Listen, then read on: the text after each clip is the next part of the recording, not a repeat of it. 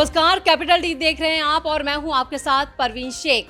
Breaking result में इस वक्त जो शुरुआती रुझान आए हैं उसके बाद यहां पर जो खबरें आ रही हैं वो काफी हैरान और परेशान करने वाली हैं विपक्ष के लिए। विपक्ष में खासतौर से यहां पर मातम पसरा हुआ नजर आ रहा है और क्या है अपडेट, इस पर ज्यादा जानकारी के लिए हमारे साथ जुड़ चुके हैं कैपिटल टीवी के editor in chief doctor Manish Kumar.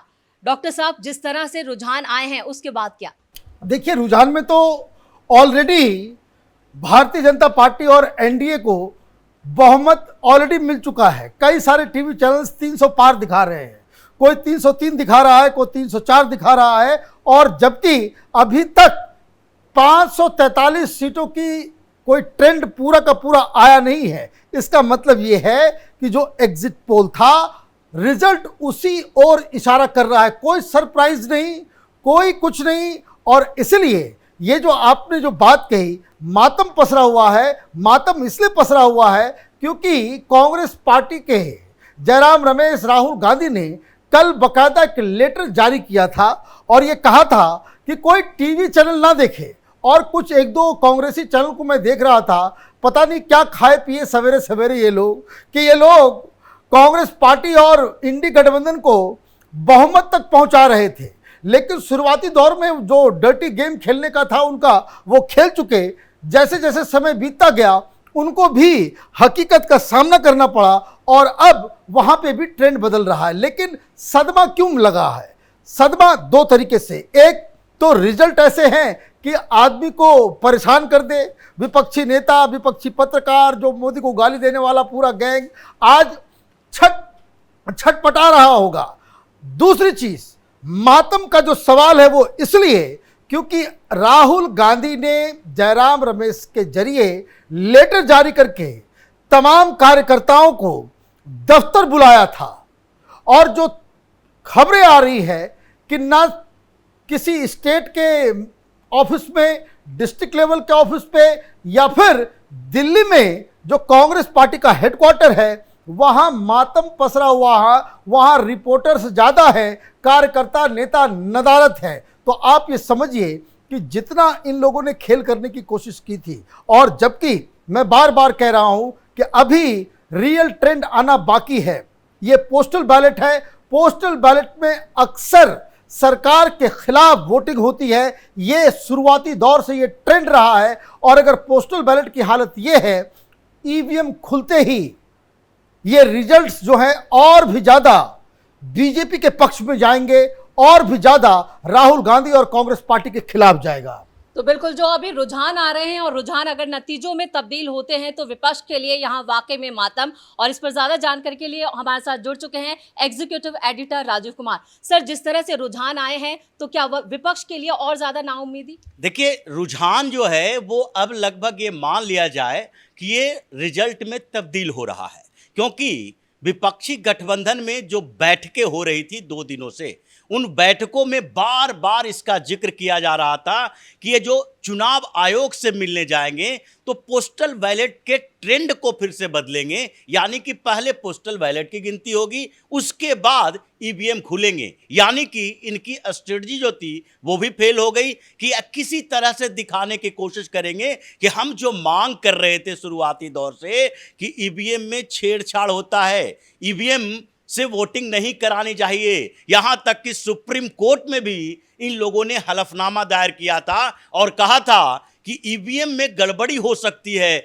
Germany जैसा देश जो है वो ईवीएम को खारिज कर चुका है, अब बैलेट पेपर से वोटिंग होनी चाहिए। ये सुप्रीम कोर्ट में इन लोगों का तर्क था, जिस पर सुप्रीम कोर्ट ने कहा भी था कि जर्मनी का उदाहरण यहां पर मत दो। यूरोप के देशों का उदाहरण देने से पहले आप समझ लो कि जर्मनी और पश्चिम बंगाल, यही जस्टिस दीपांकर दत्त थे उस बेंच में, उन्होंने कहा था कि हमारे पश्चिम बंगाल की बात कर लेते हैं। पश्चिम बंगाल का पॉपुलेशन भी जर्मनी से ज्यादा है। तो आप यूरोप के छोटे छोटे देशों की तुलना हिंदुस्तान से नहीं कर सकते हो। मतलब इन लोगों का पूरा नैरेटिव क्रिएट करने का ये स्ट्रेटजी थी कि किसी तरीके से हम ये लोगों को बता सकें, ये बदनाम करने की कोशिश कर सके, अंतर्राष्ट्रीय स्तर पर भारत के लोकतंत्र की छवि खराब करें कि देखो यहां पर तो एक तानाशाही है, यहां पर इलेक्टोरल वोटिंग मशीन है जो काउंटिंग होती है, जो वोटिंग होती है, उसमें छेड़छाड़ किया जाता है और इसलिए कंट्रोल पैनल पर नजर रखे थे।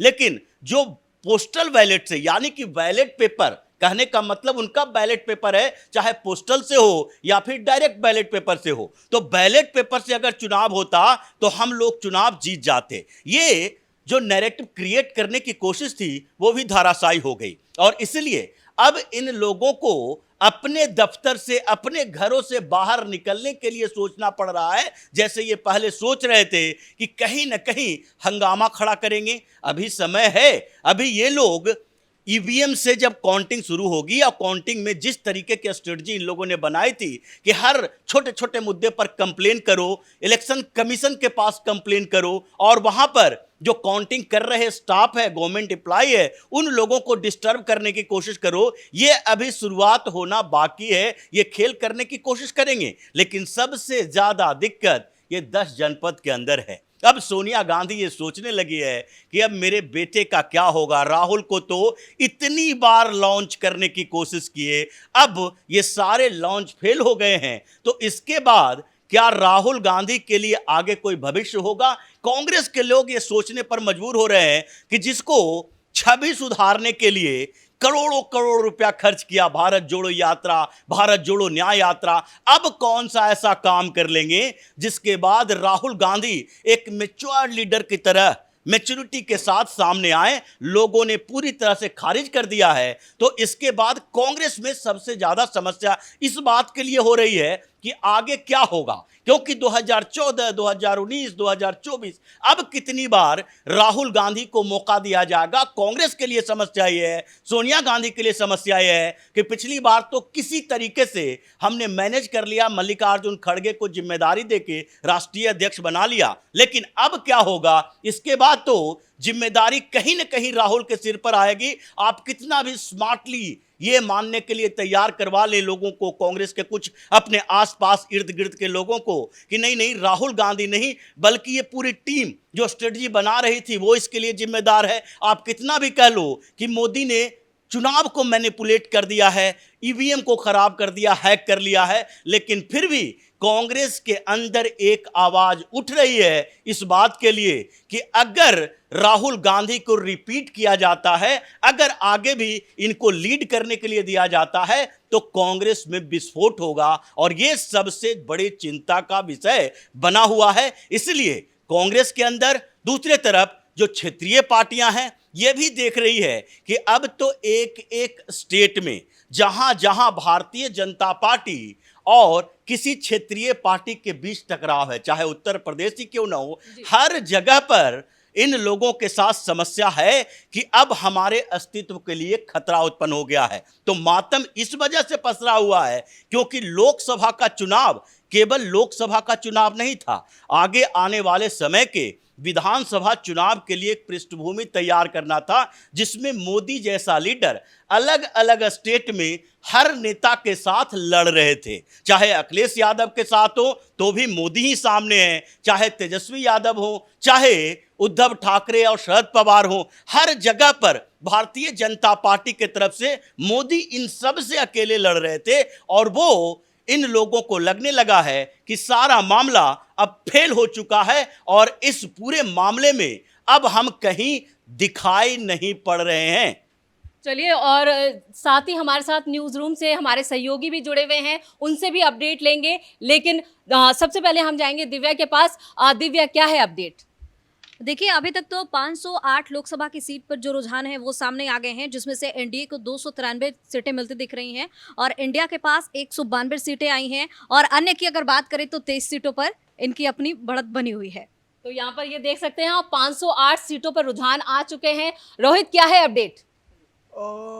TV9 की बात करें, TV9 पे जो रुझान अभी सामने आ रहे हैं वो 512 सीटों पर दिखा रहे हैं और जिसपे 271 पर एनडीए आगे नजर आ रही है और 189 सीटों पर इंडिया गठबंधन और बाकी अदर जो अन्य पार्टियां हैं जो निर्दलीय चुनाव लड़ रही है। यहाँ पे बिहार से जो अपडेट आ रहा है वो काफी हैरान करने वाला है, क्योंकि बिहार को लेकर कई सवाल खड़े हो रहे थे। बिहार पर हैरानगी इस बात को लेकर हो रही है क्योंकि जो तेजस्वी यादव ने जो 200 का आंकड़ा पार किया है, जो लगातार उन्होंने रैलियां की हैं, जो प्रधानमंत्री को मतलब एक तरह से टक्कर देते नजर आए थे, इस वजह से वो पलड़ा थोड़ा सा भारी नजर आ रहा है। हालांकि ये शुरुआती रुझान है और इसमें बहुत बदलाव आगे देखने को मिलते रहेंगे। चलिए, रुझानों में यहाँ पर बीजेपी ने पूरी तरह से बीट कहें कि कर दिया है और यहाँ पर जो एनडीए है वो बहुत आगे। साइमा, क्या है अपडेट? अभी जो अपडेट है उसमें बहुमत का जो आंकड़ा है उसको पहुंचने के लिए अब एनडीए को ज़्यादा वक्त नहीं लगेगा, क्योंकि 262 सीटों पर अभी जो रुझान है अभी देखिए 64 हो गया है और इंडिया को महज और महज 190 ही सीटों पर जो बढ़त मिलती हुई दिख रही है और 473 सीटों पर आज तक के मुताबिक जो पोस्टल बैलेट के रुझान है वो आ चुके हैं। और अगर ये तब्दील होते हैं रिजल्ट्स में तो एनडीए की बम्पर जीत होगी, ये कहना बिल्कुल गलत नहीं होगा। तो यहाँ पर एनडीए की बम्पर जीत ये रुझानों से भी साफ हो गया है। और यहाँ पर श्रेया, क्या जानकारी है आपके पास? जैसे हमारे पास एबीपी न्यूज़ के हिसाब से यहाँ पे देख रहे हैं एनडीए 275 सीट है एनडीए का है और इंडिया का 199 है और अदर्स के जो है 13 सीट है। यहाँ से तो मतलब साफ साफ नज़र आ रहा है कि बीजेपी की तरफ ज़्यादा सीटें हैं, तो हो सकता है बीजेपी जीत सकती है। तो कई जगह कई राज्यों में बीजेपी जो है वो लगातार यहाँ पर आगे बढ़ रही है। डॉक्टर साहब, जिस तरह के जो रुझान आ रहे हैं वो यहाँ पर क्या इशारा कि बिल्कुल नाउम्मीदी हो चुकी है? देखिए, इशारा बिल्कुल साफ है, इशारे में ज़्यादा कोई दिक्कत नहीं है। आप देखिए, जो सबसे ज़्यादा जो आगे चलने वाला चैनल है वो 508 सीटों पे बता रहा है, 290 और 196। मतलब अगर पोस्टल बैलेट के अंदर भी विपक्ष की हालत ये है, क्योंकि अभी ईवीएम की काउंटिंग शुरू नहीं हुई है। ईवीएम की काउंटिंग जैसे ही आएगी तो उसके 2-3 राउंड के बाद आपको सही ट्रेंड मिलेगा कि कौन सी पार्टी किस राज्य में क्या परफॉर्म कर रही है। और इसका मतलब ये है कि अभी बहुत सारे टीवी चैनल्स में इधर उधर के आंकड़े चल रहे हैं, लेकिन मैं आपको एक बहुत ही बड़ी जानकारी दे दूं कि अभी तक जो वोट्स आए हैं, जो इलेक्शन कमीशन का जो सरकारी वेबसाइट है वो ये कह रहा है कि भारतीय जनता पार्टी को 43% वोट जो है उसको मिल रहे हैं, जबकि 17% के आसपास कांग्रेस पार्टी को वोट मिल रहे हैं। मतलब ये कि सरकारी जो आंकड़े जो टेलीविजन चैनलों से बहुत पीछे चलता है उसमें भी भारतीय जनता पार्टी बहुमत से कहीं आगे चल रही है। तो अभी जस्ट वेट एंड वॉच, ये ट्रेंड भारतीय जनता पार्टी को एक लैंडस्लाइड विक्ट्री की ओर लेकर के जा रहा है। 300 पार, आप इस चीज को समझिए, 400 पार तो सिर्फ एक बार हुआ है। 400 पार सिर्फ एक बार हुआ है जब इंदिरा गांधी की मौत हुई थी, उनको असैसिनेट किया गया था, तो राजीव गांधी को एक सिंपैथी वोट की वजह से 415 सीटें आई थी। 300 पार लगातार 2 बार कर देना, ये अपने आप में एक बड़ा इतिहास आज रचा जाएगा। ट्रेंड वही कह रहे हैं।